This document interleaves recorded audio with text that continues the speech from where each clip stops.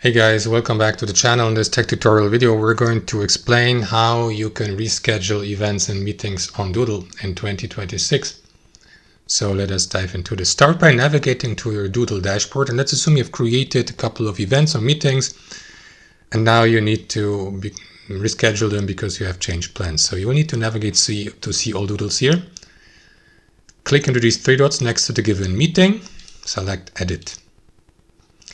And then guys, scroll down in here under sessions. For example, if it's a meeting like this one here of that type, click into the date and reschedule it from, let's say, Monday today, 20th of July to Thursday.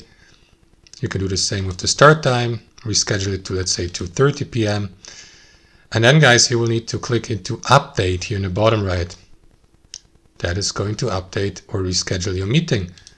So if I navigate back to my dashboard and click into that meeting, you will see that it has been, it's not that one here,